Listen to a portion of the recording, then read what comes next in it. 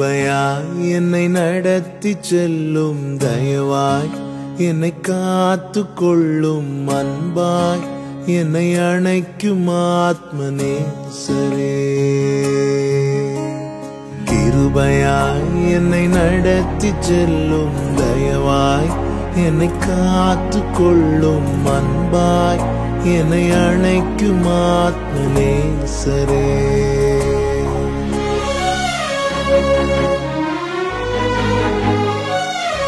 இன்றைய வாக்குத்தத்த வசனம். இயேசு கிறிஸ்துவின் இனிய நாமத்தினாலே உங்களுக்கு என் அன்பின் வாழ்த்துக்கள்.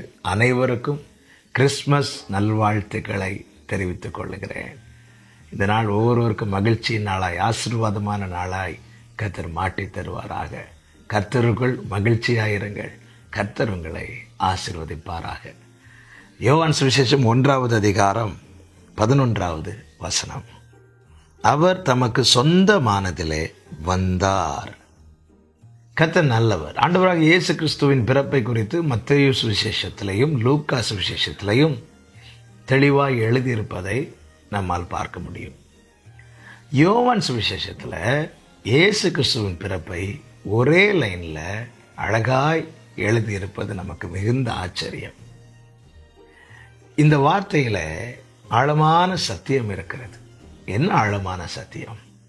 எல்லாரும் இயேசு பிறந்தார் என்று சொல்லும்போது இயேசுவின் மார்பில் சாய்ந்திருந்து அவருடைய இருதய துடிப்பை கேட்டுக்கொண்டிருந்த யோவானை கொண்டு பரிசுத்த ஆவியானவர் எழுதுகிறார், அவர் வந்தார். அவர் வந்தார் என்றால் அவர் இதற்கு முன்னாகவே இருந்திருக்கிறார் என்று தானே அர்த்தம். அவர் எங்கே இருந்தார்? 1வது வசனம் சொல்லப்பட்டிருக்கிறது, ஆதியிலே வார்த்தை இருந்தது, அந்த வார்த்தை தேவனிடத்தில் இருந்தது, அந்த வார்த்தை தேவனாயிருந்தது. 2வது வசனம், அவர் ஆதியிலே தேவனோடு இருந்தார். 14வது வசனம், அந்த வார்த்தை மாம்சமாகி கிருபையினாலும் சத்தியத்தினாலும் நிறைந்தவராய் நமக்குள்ளே வாசம் பண்ணினார். அப்படி என்றால் ஒரு காரியம் தெளிவாய் தெரிகிறது. இந்த பூமியிலே மனுஷகுமாரனாய் வெளிப்பட்ட நம் ஆண்டவராகிய இயேசு கிறிஸ்து ஏதோ 2000 ஆண்டுகளுக்கு முன்பாக மாத்திரம் தோன்றினவர் அல்ல. காலத்தையும் சமயத்தையும் தோற்றுவித்தவர். சகலமும் அவராலும் அவர் மூலமாயும் அவருக்காகவும் உண்டாக்கப்பட்டது. அவர் ஆதியிலே இருந்தவர், தேவனிடத்தில் இருந்தவர், தேவனாயிருந்தவர். அப்படிப்பட்டவர் என்ன செய்தார்? 2000 வருஷங்களுக்கு முன்பதாக பிதாவுக்கு சமமாயிருப்பதை கொள்ளையாடின பொருளாய் எண்ணாமல் தம்மை தாமே வெறுமையாக்கி அடிமையின் ரூபம் எடுத்து என்னையும் உங்களை மீட்கும்படி தம்முடைய ராஜ்யத்திலே சேர்த்து கொள்ளும்படிக்கு அடிமையின் ரூபம் எடுத்து இந்த பூமியிலே மனுஷகுமாரனாய் வெளிப்பட்டார். அதைதான் கிறிஸ்துவின் பிறப்பாக இன்னைக்கு உலகமெல்லாம் கொண்டாடி கொண்டிருக்கிறாங்க.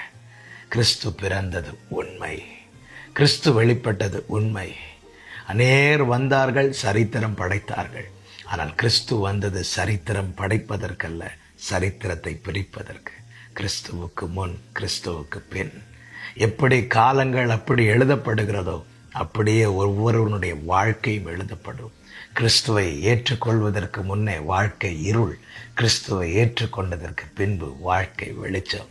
கிறிஸ்துவை ஏற்றுக்கொள்வதற்கு முன்னே பாவக்கட்டு, கிறிஸ்துவை ஏற்றுக்கொண்டதற்கு பின்னே அவருடையவன் பரிசுத்தவான் என்கிற அடையாளம். கிறிஸ்துவை ஏற்றுக்கொள்வதற்கு முன்னே அடிமை, கிறிஸ்துவை ஏற்றுக்கொண்டதற்கு பின்னே பிள்ளை. எவ்வளவு பாக்கியம்! கிறிஸ்துவுக்கு முன், கிறிஸ்துவுக்கு பின்.